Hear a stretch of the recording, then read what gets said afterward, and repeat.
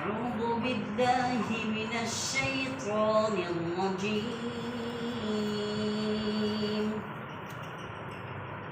بسم الله الرحمن الرحيم. سبحان الذي أسرى بعبده ليلا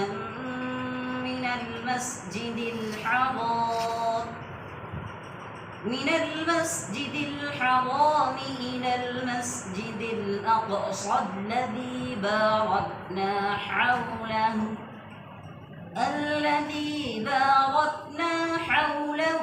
لنريه من آياتنا إنه هو السميع البصير. صدق اللہ العظیم. مکرمین و معزز حاضرین اور بہت ہی زیادہ لائق سب تقریم اس مجلس درس قرآن میں شرکت فرما معزز حاضرین، بالخصوص اس پورے علاقے کے روح رواں برادر صغیر حضرت مفتی محمد صابر صاحب عمری اشاعتی قدس اللہ العالی کی دعوت پر بندہ ناچیز آپ حضرات کے درمیان حاضر ہوا. مفتی صاحب جو ہے فون کے ذریعے اس گاؤں کے سلسلے میں اور اس پورے علاقے کے سلسلے میں بار بار فکریں کرتے رہتے ہیں اور بار بار قیمتی مشورے طلب کرتے رہتے ہیں. تو بندے ناچیز نے خود ہی حضرت مفتی صاحب سے درخواست بھی کی کہ آپ جو ہے درس قرآن کا سلسلہ بھی اپنے اس علاقے میں شروع کروائیں، تاکہ اللہ تعالیٰ قرآن مجید میں بندوں سے خطاب فرما رہے ہیں اور قرآن مجید میں اللہ تعالیٰ بندوں سے جو گفتگو کر رہے وہ بندوں کے سامنے کھل کر آئیں تاکہ بندے ان پر عمل پیرا ہو سکے. اس لیے ہم نے خود حضرت مفتی صاحب سے درخواست کی تھی اور حضرت مفتی صاحب نے اسے قبول بھی فرمایا. اللہ تعالیٰ حضرت مفتی صاحب کی ان خدمات جلیلہ کو قبول فرماوے. بہرحال سورہ اسراء کی یہ آیت کریمہ آپ حضرات کے سامنے پڑھی گئی ہے، جس میں 111 آیتیں ہیں اور 12 رکوع ہیں، لیکن ہم نے صرف آپ کے سامنے ایک آیت کریمہ پڑھی جس کا ترجمہ ہم سنتے ہیں: سبحان الذی اسری بعبدہ لیلا من المسجد الحرام الی المسجد الاقصی، کہ پاک ہے وہ ذات جس نے راتوں رات اپنے بندے خاص حضرت محمد مصطفیٰ صلی اللہ علیہ وسلم کو مسجد حرام سے مسجد اقصی کی طرف راتوں رات کا سفر کروایا. وہ مسجد اقصی جس کے ارد گرد ہم نے برکت کر رکھی ہے، لِنُرِيَهُ مِنْ آیاتنا، تاکہ ہم اس عبد خاص کو نبی پاک صلی اللہ علیہ وسلم کو ہم ہماری نشانیاں دکھائیں. لِنُرِيَهُ مِنْ آیاتنا إِنَّهُ هُوَ السَّمِيعُ الْبَصِيرُ. یقیناً اللہ تعالی وہ خوب سننے والے اور خوب دیکھنے والے. یہ آیت کریمہ ہے جس میں کچھ الفاظ ہے جیسے سبحان، اس کا ترجمہ ہوتا ہے پاک ہے وہ ذات، بے عیب ہے، اس کے اندر کوئی عیب نہیں. جیسے ہم کبھی تو تعجب کے لیے بھی الفاظ استعمال ہوتے ہیں، جیسے سبحان اللہ، اللہ کی ذات پاک و بے عیب ہے. تو اس طرح مختلف مواقع پر یہ لفظ استعمال ہوتا ہے، لیکن قرآن مجید میں یہ لفظ کئی مرتبہ آیا ہے سبحان. تو اس کا معنی ہوتا ہے مقدس ہستی، پاکیزہ ہستی، جس کے اندر کوئی عیب نہیں۔ سبحان الذی اسرا، اسرا رات کے سفر کو کہتے ہیں، الاسراء لیل یعنی رات میں سفر کرنا، السفر فی اللیل، بطور خاص یہ لفظ رات کے سفر کے لیے ہی آتا ہے، لیکن اس کے بعد بھی اللہ رب العزت نے مزید آگے لیلن کا لفظ بڑھایا ہے، آگے مزید اللہ رب العزت نے لیلن کا لفظ بڑھایا ہے۔ لیلن کا لفظ اس طرف اشارہ کر رہا ہے کہ رات ہی رات، صرف ایک ہی رات میں، لیالی بھی نہیں، جمع نہیں ہے کہ ایسا ہم سمجھیں کہ اس رات کے سفر میں ہو سکتا ہے کہ کہیں مہینے لگ گئے ہو، یا ہو سکتا ہے کہ کہیں سال لگ گئے ہو، یا ہو سکتا ہے کہ کہیں برسہ برس لگ گئے۔ اللہ تعالیٰ کہہ رہے ہیں لیلا، صرف ایک رات میں۔ اور مفسرین نے بہت ہی پیارا نقطہ بیان فرمایا، اگر آپ کو سمجھ میں آئے تو، کہ یہاں لیلن کے اوپر تنوین ہے، دو زبر کی تنوین ہے۔ مفسرین فرماتے ہیں کہ یہ تنوین یہ تقلیل کے لیے یہاں پر ہے، یعنی ایک مدت تقلیل، بہت ہی کم مدت کے اندر، بہت ہی کم مدت کے اندر یہ سفر ہوا، زیادہ وقت نہیں لگا،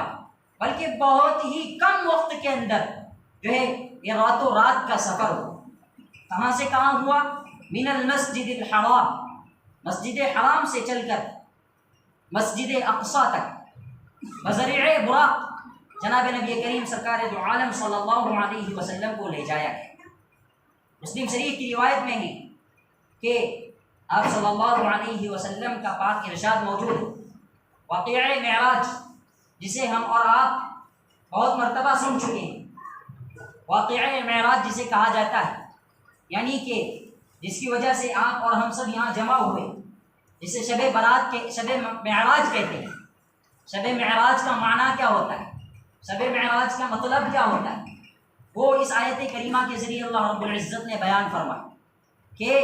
شب معراج کا مطلب یہ ہوتا ہے کہ راتوں رات اللہ رب العزت نے محض اپنے فضل و کرم سے جو ہے اپنے فضل و کرم سے سفر کروایا، راتوں رات سفر کروایا۔ تو مسلم شریف کی روایت میں ہے،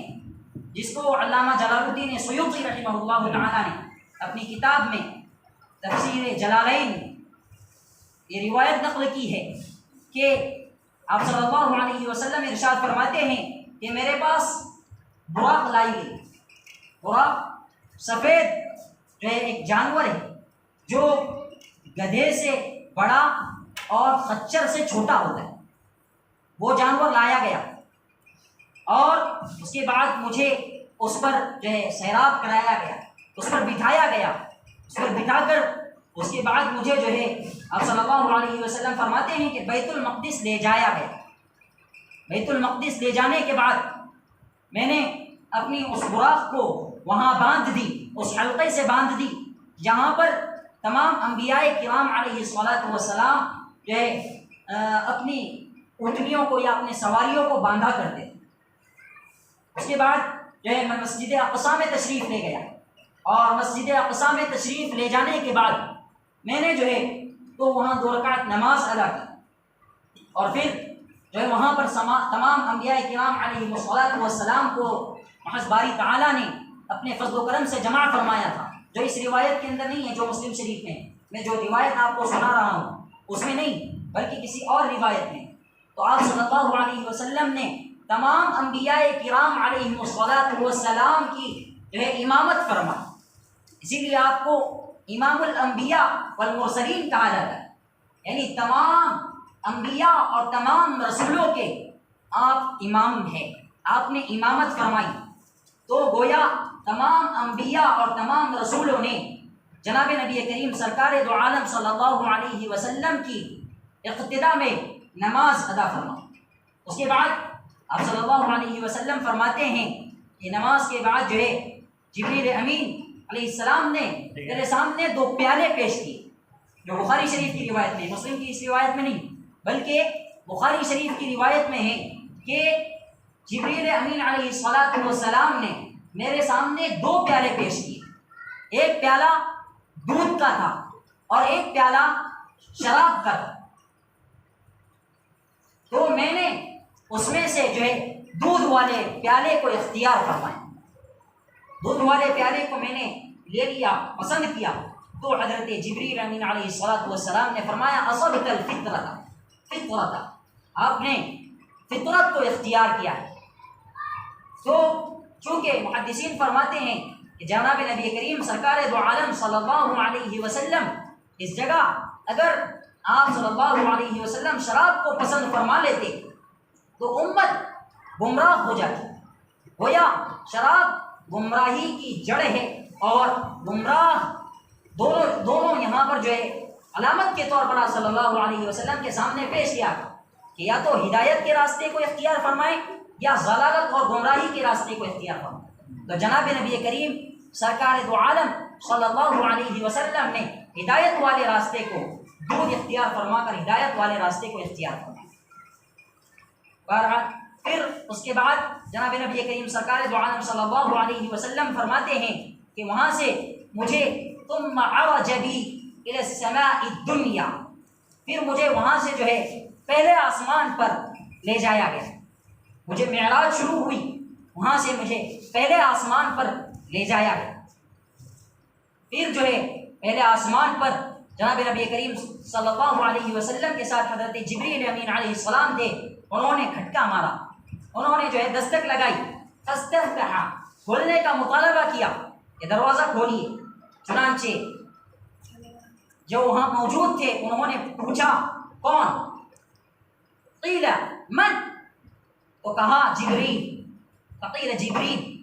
کہا ومن معک؟ آپ کے ساتھ کون ہے؟ کہا محمد صلی اللہ علیہ وسلم، فرمایا کہ میرے ساتھ محمد صلی اللہ علیہ وسلم۔ کہا ایسے ہی آگے یا انہیں بلایا گیا ہے؟ ارسل الیہ ام جاء ام ارسل الیہ، ایسے ہی خود آگے یا انہیں بلایا گیا ہے؟ تو فرمایا حضرت جبریل امین علیہ السلام نے جواب دیا کہ قد ارسل الیہ، انہیں بلایا گیا ہے، انہیں بلایا گیا ہے، خود نہیں آئے۔ پھر اس کے بعد جو ہے پہلے آسمان میں آپ صلی اللہ علیہ وسلم اور حضرت جبریل امین علیہ السلام دونوں داخل ہوئے، وہاں پر جو ہے حضرت سیدنا آدم علیہ السلام سے آپ کی ملاقات ہوئی۔ پہلے آسمان پر سمائے اول پر جو ہے حضرت سیدنا آدم علیہ السلام سے آپ کی ملاقات ہوئی۔ روایت میں آتا ہے فرحب بی ودعانی بالخیر، کہ حضرت آدم علیہ السلام نے مجھے جو ہے ترحیباً کہا، اہلا وسہلا ومرحبا، اور مجھے مبارکباد دی اور کہا مجھے خیر کی دعا دی۔ پھر اس کے بعد فرماتے ہیں کہ میں وہاں سے ثم عرج بی الی السماء الثانیہ، پھر میں وہاں سے دوسرے آسمان پر چڑھا، تو وہاں بھی یہی ماجرا ہوا، پوچھا گیا کون؟ تو بتایا حضرت جبریل علیہ السلام نے کہ جبریل ہے۔ پھر پوچھا کہ آپ کے ساتھ کون ہے؟ کہا کہ ہمارے ساتھ محمد ہے صلی اللہ علیہ وسلم۔ پوچھا کہ آئے ہیں خود یا بلایا گیا ہے؟ تو فرمایا گیا کہ بلایا نہیں بلکہ بلایا گیا ہے، خود نہیں آئے۔ تو لکھا ہے اسی حدیث میں کہ وہاں پر جو ہے آپ کے دو خالہ زاد بھائی حضرت یحییٰ اور حضرت عیسیٰ علیہ السلام سے دوسرے آسمان پر جو ہے آپ صلی اللہ علیہ وسلم نے ملاقات فرمائی،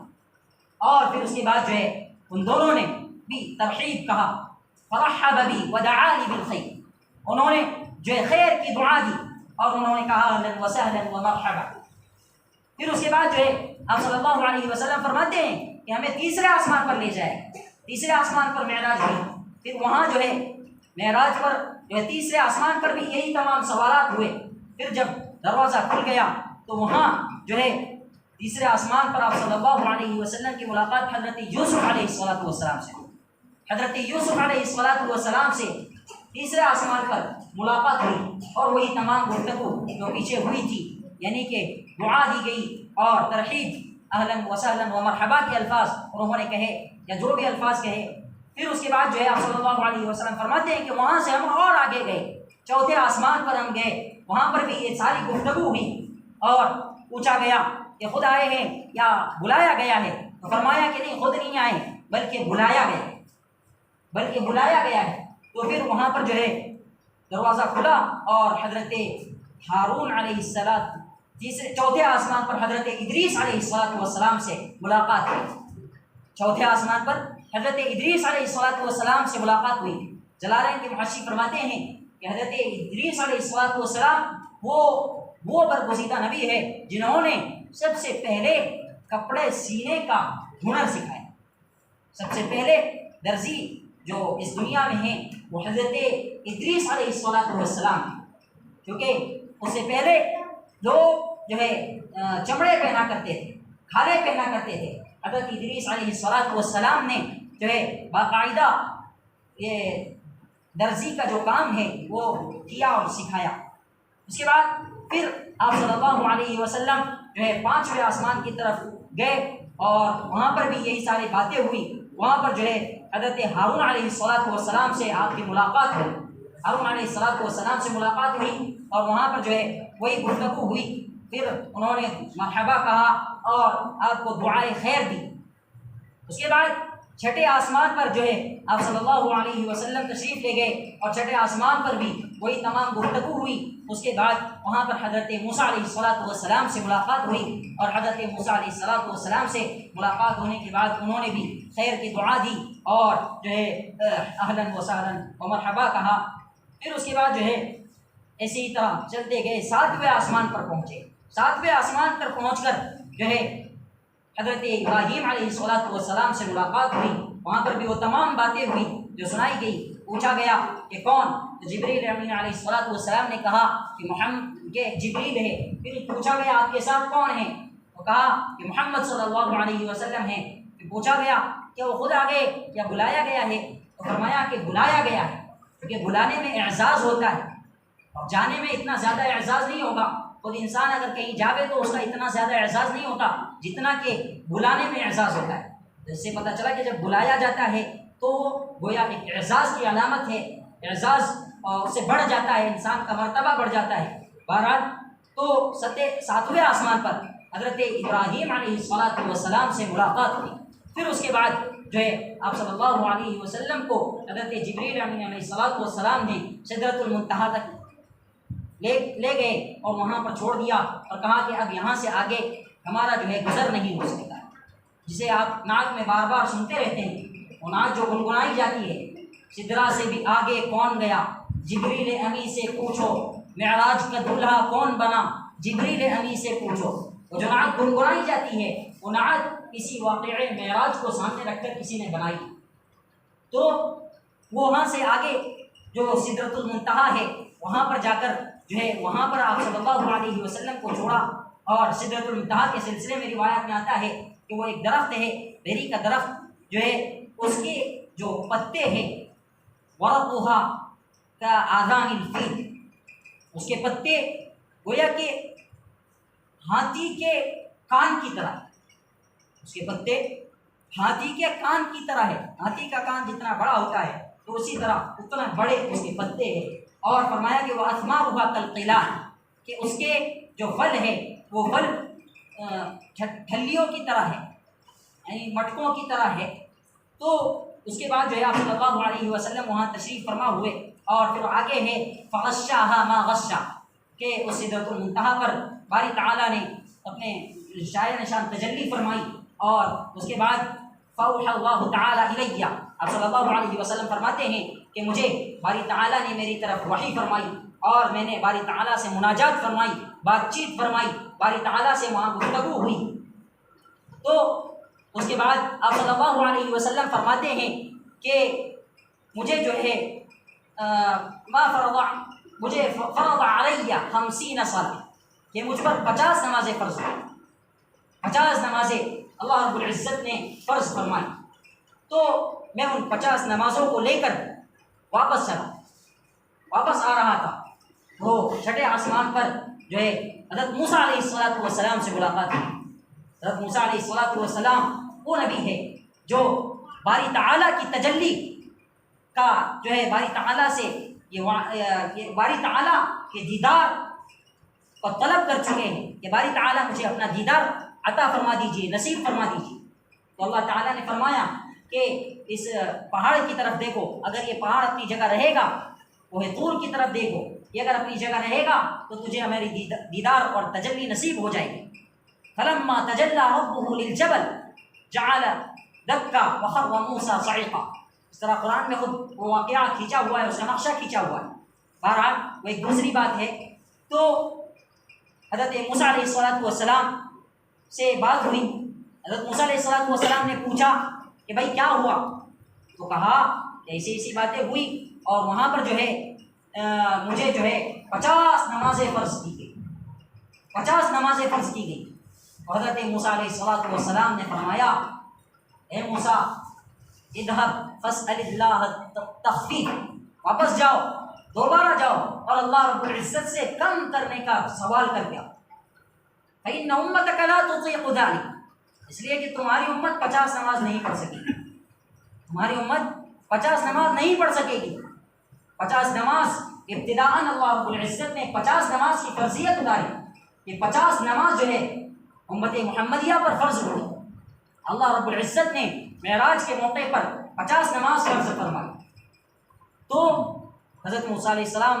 کے عرض اور درخواست پر جناب نبی کریم سرکار دو عالم صلی اللہ علیہ وسلم دوبارہ جو ہے واپس گئے اور اللہ رب العزت سے درخواست کی، التجا کی، التماس کی کہ باری تعالیٰ امت جو ہے 50 نماز کی سکت نہیں رکھے گی، طاقت نہیں رکھے گی، کچھ کم کر دیجیے۔ تو اللہ رب العزت نے جو ہے 5 نمازیں کم کر دی۔ پھر جو ہے آپ صلی اللہ علیہ وسلم دوبارہ چلے اور حضرت موسیٰ علیہ السلام سے ملاقات ہوئی۔ حضرت موسیٰ علیہ السلام نے پوچھا کہ بھائی کہ کیا ہوا؟ تو کہا کہ ابھی 5 نمازیں کم ہوئی ہیں۔ پھر کہا کہ دوبارہ جاؤ اور دوبارہ جو ہے فاسأل التخفیف، کم کرنے کے متعلق جو ہے سوال کرو۔ فإن أمتك لا تطيق ذلك، اس لیے کہ ابھی بھی آپ کی امت ان 45 رکعت کو پڑھنے کی طاقت نہیں رکھے گی، 45 نماز کو رکعت نماز پڑھنے کی طاقت نہیں رکھے گی۔ پھر آپ صلی اللہ علیہ وسلم دوبارہ حضرت موسیٰ علیہ السلام کی درخواست کے مطابق دوبارہ گئے۔ اس طرح تقریباً جاتے رہے اور آخر میں اللہ رب العزت نے جو ہے فرمایا کہ اب 5 وقت کی نماز جو ہے آپ پر فرض کی گئی ہے، اور 5 وقت کی نماز پر آپ کو 50 وقت کی نماز کا ثواب دیا جائے گا، 50 وقت کی نماز کا آپ کو ثواب دیا جائے گا۔ اب اس سے کم جو ہے نہیں ہوگی، لوح محفوظ میں یہ لکھی جا چکی ہے۔ پھر آپ صلی اللہ علیہ وسلم نے ارشاد فرمایا مزید، فمن ہم، کہ جو کوئی شخص کسی نیکی کا ارادہ کرتا ہے، بحسنۃ فلہ عشرۃ، کہ جو شخص کوئی نیکی کا ارادہ کرتا ہے اور فعملھا، اس نیکی کو کر لیتا ہے، تو اسے 10 نیکی ملے گی۔ اور اگر وہ صرف نیکی کا ارادہ کرتا ہے اور وہ نیک کام نہیں کرتا تو اسے پھر بھی جو ہے 1 نیکی لکھی جائے گی۔ اور اسی کے ساتھ فرمایا آپ صلی اللہ علیہ وسلم نے کہ جو کوئی برائی کا ارادہ کرتا ہے اور وہ گناہ کر لیتا ہے تو اس کے لیے جو ہے صرف جو ہے 1 نیکی لکھی جائے گی۔ باری تعالیٰ کی رحمت دیکھیے، باری تعالیٰ کے انعامات اور احسانات ہم بندوں پر کس طرح بے پایہ انعامات اور احسانات ہے اس رب کریم کے، کہ اس نے جو ہے ہم پر 50 وقت کی نمازوں سے ختم کی تخفیف کر کے ہم پر 5 وقت کی نماز کو برقرار رکھا، اور پھر اس کے بعد جو ہے ان 5 وقت کی نماز کے اہتمام پر ہمیں 50 وقت کی نماز کا ثواب عطا فرمانا ہے۔ اور پھر اس کے ساتھ یہ کہ ہم 1 نیکی اگر کرتے ہیں تو ہمیں اس 1 نیکی پر 10 نیکی کا ثواب ملتا ہے، لیکن اگر ہم 1 گناہ کرتے ہیں تو اس 1 گناہ کا 1 ہی گناہ، یعنی کہ ہم کو جو ہے اس کی جو سزا ہے وہ ملے گی، یا 1 ہی گناہ ہمارا لکھا جاتا ہے۔ بہرحال حضرت ابن عباس رضی اللہ تعالی عنہ کے حوالے سے جو ہے مستدرک حاکم کے اندر منقول ہے کہ رأیت ربی عز وجل 10 مرات، کہ آپ صلی اللہ علیہ وسلم فرماتے ہیں کہ میں نے آپ صلی اللہ علیہ وسلم فرماتے ہیں کہ میں نے باری تعالیٰ کا دیدار 10 مرتبہ، کتنی مرتبہ؟ 10 مرتبہ مجھے باری تعالیٰ کا دیدار اور اللہ تعالیٰ کا دیدار نصیب ہوا، رؤیت کا شرف مجھے حاصل ہوا۔ اور بار بار بھیجنے والے جناب سیدنا موسیٰ علیہ السلام بار بار بھیج رہے تھے، جاؤ واپس۔ مفسرین نے عجیب نقطہ لکھا ہے فرمایا کہ حضرت موسیٰ علیہ السلام کی وہ مراد تو پوری نہیں ہوئی، دیدار الہی جو انہوں نے مطالبہ کیا تھا، تو وہ آپ صلی اللہ علیہ وسلم کو جب دیکھتے تھے تو آپ صلی اللہ علیہ وسلم کے اندر اللہ تعالیٰ کے انوار اور تجلیات انہیں نظر آتے تھے۔ آپ صلی اللہ علیہ وسلم کے اندر باری تعالیٰ کے انوار اور تجلیات نظر آتے تھے، اس لیے وہ بار بار کہتے تھے کہ جاؤ جاؤ، پھر دوبارہ جاؤ، تخفیف کا سوال ہے۔ حتیٰ کہ جناب نبی کریم سرکار دو عالم صلی اللہ علیہ وسلم نے فرمایا کہ مجھے اب شرم آتی ہے۔ تو یہ پتہ چلا اس روایت سے کہ معراج جو ہے اس کی کوئی متعین تو رات مفسرین لکھتے ہیں یا محدثین بھی، اور اسی طرح محدثین بھی اس سلسلے میں شش و پنج میں مبتلا ہے اور ان کے درمیان قدر اختلاف پایا جاتا ہے اس بات کو لے کر کہ واقعی جو معراج ہے یا شب معراج ہے اس سلسلے میں قدر اختلاف پایا جاتا ہے کہ آیا یہ اسی رات کو ہے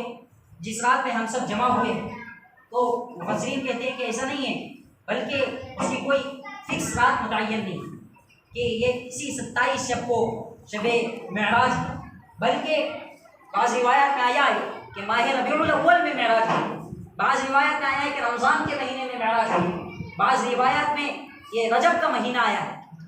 اور خود جناب نبی کریم سرکار دو عالم صلی اللہ علیہ وسلم کے زمانے میں تقریباً 12 مرتبہ یہ معراج کا واقعہ پیش، یعنی کہ آپ صلی اللہ علیہ وسلم کی حیات میں 12 مرتبہ آیا، لیکن کبھی جناب نبی کریم سرکار دو عالم صلی اللہ علیہ وسلم نے اس کا اہتمام نہیں فرمایا کہ اس کے لیے جو ہے کوئی نماز کی خاص تعداد بتائی ہو یا کوئی خاص طریقہ رکعات کے پڑھنے کا بتایا ہو کہ ان طریقوں سے جو ہے یہ نماز پڑھی جاوے، بلکہ ہماری اپنی سہولت کے مطابق ہم جتنی نمازیں ہم ادا کر سکتے ہیں اتنی نماز اپنی سہولت کے مطابق ہم پڑھیں، اور جتنی بھی ہم سے قضاء عمری ہوتی ہے، جو نمازیں ہماری چھوٹ گئی ہے، کیونکہ نماز ایک اہم دینی فریضہ ہے جو اللہ رب العزت نے دنیا میں عطا نہیں فرمائی، جس طرح زکوٰۃ کا فریضہ، حج کا فریضہ اور دیگر فرائض جو ہے آپ صلی اللہ علیہ وسلم کو دنیا میں عطا فرمائے گئے، لیکن نماز کا فریضہ جو دینا تھا تو اس کے لیے آپ صلی اللہ علیہ وسلم کو معراج پر بلایا گیا، اور معراج پر بلا کر یقین کی تحفہ عطا فرمایا۔ اس لیے ہمیں چاہیے کہ ہم نماز کی ادائیگی میں سستی نہ کریں، ہم اہتمام کے ساتھ 5 وقتہ نمازوں کا جو ہے پابندی کریں، اس لیے کہ اگر وہی 50 نمازیں ہمارے اوپر فرض ہوتی تو اللہ جانتا ہم کیا کر سکتے، لیکن اللہ رب العزت نے ہمارے اوپر تخفیف اور رحم کا معاملہ فرمایا، اللہ رب العزت نے ہمارے اوپر جو ہے کرم فرمائی کی اور رحم فرمائی کی کہ ہم پر 5 وقت کی نماز جو ہے باقی رکھی ہے۔ اس لیے اب ہماری یہ ذمہ داری بنتی ہے کہ ہم، چونکہ ہمارے اوپر نماز فرض ہے، اس لیے ہماری یہ ذمہ داری بنتی ہے کہ ہم 5 وقتہ نماز کہیں بھی ادا کرنے کی کوشش کریں۔ یہ نہیں کہ ہم مسجد میں ہیں بلکہ ہم کاروبار پر ہیں تو وہاں پر بھی اگر ہمیں کوئی موقع مل رہا ہے وہیں ہم نماز ادا کر لیں، ایسے ہی ہم کھیت میں ہیں تو ہم بہانے نہ کریں کہ ہم کھیت میں تھے اس لیے نماز نہیں پڑھی تھی، بلکہ کھیت میں ہی ہم اذان کے ہیں اور کوئی جگہ دیکھ کر جو ہے وہاں پر ہم نماز پڑھیں، اس لیے کہ نماز کسی بھی حالت میں معاف نہیں ہے، نماز کسی بھی حالت میں معاف نہیں ہے، دوسری جس طرح نماز جو ہے وہ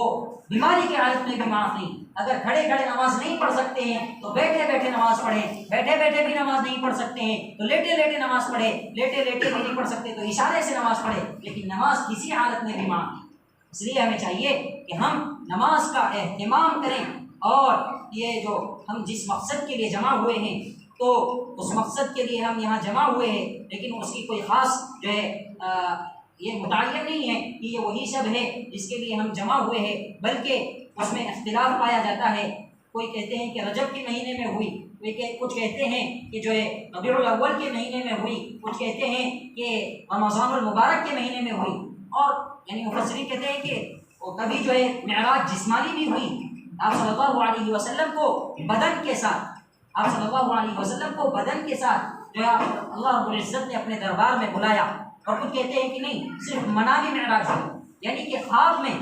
آپ صلی اللہ علیہ وسلم کو معراج کرائی گئی، تو دونوں طرح معراج کا احتمال ہے کہ آپ صلی اللہ علیہ وسلم کو خواب کی بھی معراج حاصل ہوئی ہو اور آپ صلی اللہ علیہ وسلم کو بدنی معراج بھی حاصل ہوئی ہو، لیکن ہمیں اس سے سبق ملتا ہے کہ اس آیت کریمہ میں اللہ تعالیٰ فرما رہے ہیں کہ اس پورے واقعے کو مفسرین نے، مورخین نے، محدثین نے اپنی اپنی کتابوں میں اور اپنی اپنی جگہوں پر جو ہے مستند طریقے سے بیان کیا ہے، اور یہاں جو ہے یہ بیان کیا گیا کہ بڑی بابرکت، یہ بڑی پاک ہے وہ ذات جس نے راتوں رات اپنے بندے کو سفر کروایا مسجد حرام سے مسجد اقصی تک، جس کے ارد گرد ہم نے برکت کر رکھی ہے تاکہ ہم آپ کو عجائبات قدرت دکھائیں۔ بعض روایت میں ہے کہ جب جناب نبی کریم سرکار دو عالم صلی اللہ علیہ وسلم نے کفار قریش سے بیان کیا کہ مجھے رات میں معراج ہوئی ہے، تو کفار مکہ کچھ مذاق اڑانے لگے اور کچھ ٹھٹا اڑانے لگے، اسے کیسے ہو سکتا ہے کہ راتوں رات سارے ساتوں آسمان کا سفر بھی ہو جاوے اور راتوں رات جو ہے سب کچھ ہو جاوے، ہمارے عقل سے ماورا ہے۔ تو کچھ نے سوال کیا کہ اچھا تم کہہ رہے ہو مسجد اقصی بھی دیکھ کر آیا ہوں، تو مسجد اقصی کچھ لوگ وہاں گئے ہوئے تھے، انہوں نے سوال کیا کہ مسجد اقصی کے سلسلے میں ہمیں کچھ معلومات بتاؤ، تو آپ صلی اللہ علیہ وسلم نے جو ہے معلومات بتانا شروع کی۔ اور کچھ روایت میں ہے کہ آپ صلی اللہ علیہ وسلم نے فرمایا کہ میرے نظروں کے سامنے وہ پورا نقشہ آ گیا کہ میں گویا وہ نقشے کو دیکھ کر، اس مسجد کے نقشے کو دیکھ کر میں نے تمام کیفیات جو ان کا سوال تھا اس طرح وہ بیان کر دیا۔ تو کچھ لوگوں نے پھر بھی کہا کہ یہ کھلا ہوا جادو، مذاق کے طور پر کہا کہ یہ کھلا ہوا جادو، لیکن ابو جہل جو تھا اس کے سلسلے میں بھی روایت میں ملتا ہے کہ آپ صلی اللہ علیہ وسلم صبح بیٹھے ہوئے تھے، حیران و پریشان تھوڑا بیٹھے ہوئے تھے، سوچ میں تھے کہ اگر میں اس طرح کا واقعہ لوگوں کے سامنے بیان کروں گا تو لوگ سوچیں گے کہ کیا عجیب واقعہ بیان کر رہا ہے، اس کو کچھ پریشانی لاحق ہو گئی ہے یا اس طرح کچھ اس کے ساتھ کچھ سحر ہو گیا ہے، جادو ہو گیا ہے۔ تو اس نے پوچھا ابو جہل نے کیا بات ہے، کیوں پریشان بیٹھے ہو؟ تو آپ صلی اللہ علیہ وسلم نے فرمایا کہ رات میں مجھے معراج ہوئی اور اسی طرح میں تمام چیزیں دیکھ کر آیا ہوں۔ پھر اس میں پوری تفصیل کے ساتھ آپ صلی اللہ علیہ وسلم نے بیان فرمایا۔ تو ابو جہل جو تھا اس نے فوراً دوسرے لوگوں کو بلایا، اور ابو جہل نے بلانے کے بعد کہا کہ دیکھو محمد ایسے ایسے کہتا ہے کہ یہ صحیح کہہ رہا ہے۔ پھر آپ صلی اللہ علیہ وسلم نے وہ تمام چیزیں بتائی، اور ایک روایت میں آتا ہے کہ کچھ لوگ حضرت ابوبکر صدیق رضی اللہ تعالیٰ عنہ کے پاس گئے اور ان سے کہا کہ دیکھو ہمارے محمد کو کیا ہو گیا ہے، یہ عجیب عجیب باتیں کر رہا ہے، عجیب عجیب بہکی ہوئی باتیں کر رہا ہے، کہتے ہیں کہ میں راتوں رات جو ہے معراج کا پورے ساتوں آسمان کا سفر کر کے آیا ہوں۔ تو حضرت ابوبکر صدیق رضی اللہ تعالیٰ عنہ نے کہا کہ یہ کوئی اچنبے کی بات نہیں ہے، میں تو اس سے پہلے کئی ساری چیزوں میں اور کئی سارے معاملات میں آپ صلی اللہ علیہ وسلم پر بھروسہ کر چکا ہوں، لہٰذا یہ کوئی نیا میرے لیے نہیں ہے، کوئی نیا ٹاپک نہیں ہے کہ جس پر جو ہے میں تعجب کروں، بلکہ میں اس پر ایمان لایا ہوں۔ تو اور بھی اس طرح کی روایت ہے کہ کچھ لوگ اس واقعے کو سن کر مرتد بھی ہو گئے۔ بہرحال ہمیں اس سے یہ سبق ملتا ہے کہ ہم جو ہے نماز کا اہتمام کریں، اس لیے کہ نماز ایک اہم اور محترم بشان عبادت ہے، اور ایک روایت میں تو یہاں تک آیا ہے من ترک الصلاۃ متعمدا فقد کفر۔ آپ صلی اللہ علیہ وسلم کا پاک ارشاد ہے کہ جو شخص نماز کو جان بوجھ کر چھوڑ دیتا ہے تو وہ کافروں کے ساتھ مل جاتا ہے۔ اس لیے بین العبد و بین الکفر ترک الصلاۃ، ایک روایت میں یہ بھی ہے کہ جو بندے کے درمیان اور کفر کے درمیان صرف نماز کو چھوڑ دینا فاصلہ ہے۔ جب انسان نماز چھوڑ دیتا ہے تو گویا کافر کے درمیان اور اس کے درمیان کوئی زیادہ فاصلہ نہیں رہ جاتا۔ اس لیے ہمیں چاہیے کہ ہم پابندی کے ساتھ نمازوں کا اہتمام کرنے کی کوشش کریں، نمازوں کو ہم فریضہ سمجھ کر ادا کرنے کی کوشش کریں، نہ یہ کہ ہم صرف جو ہے وقتی طور پر اپنے سر کا بوجھ اتارنے کے لیے یہ سمجھے کہ یہ تو صرف کا بوجھ ہے۔ نماز میں باری تعالیٰ سے سرگوشی کر رہے ہوتے ہیں، نماز میں بندہ جو ہے اپنے پروردگار سے جو ہے راز و نیاز کی باتیں کر رہا ہوتا ہے، نماز میں باری تعالیٰ سے انسان باتیں کر رہا ہوتا ہے۔ اس لیے انسان کو چاہیے کہ جب وہ باری تعالیٰ کے دربار میں حاضر ہے تو باری تعالیٰ سے اچھی طرح بات کرے، نہ یہ کہ نماز میں دل نہیں لگتا۔ اس کی اصل وجہ یہی ہے کہ نماز ہم اس طریقے سے نہیں پڑھتے جو طریقہ ہمیں سکھایا گیا ہے۔ نماز میں الاحسان ان تعبد اللہ کأنک تراہ، حدیث جبریل میں کہ احسان یہ ہے کہ بندہ اس طرح اللہ کی عبادت اور پرستش کرے کہ گویا وہ یہ سوچے کہ میں رب کو دیکھ رہا ہوں، یہ سوچے کہ میں رب کو دیکھ رہا ہوں. اگر اسے یہ کیفیت نصیب نہ ہو تو وہ یہ سوچے کہ رب مجھے دیکھ رہا ہے، اللہ تعالیٰ مجھے دیکھ رہا ہے. جب بندہ اس کیفیت کے ساتھ اپنی نماز کو پڑھے گا تو اس کی نماز میں جان بھی ہوگی، اور وہ جب نماز پڑھے گا تو اس کی نماز سے اس کے ظاہر پر بھی، اس کی تجارت میں، اس کے کاروبار میں، ہر تمام چیزوں میں جو ہے برکت کی برکت محسوس ہوگی، اور اس کے ذریعے سے اس کی زندگی اچھی گزرے گی، اسے کسی کی ضرورت محسوس نہیں ہوگی. اللہ تعالیٰ سے دعا فرماتے ہیں کہ اللہ تعالیٰ ہمیں ان تمام کہی ہوئی باتوں پر عمل کی توفیق عطا فرمائے، اور ناظرین کے یہاں جمع ہونے کو قبول فرمائے.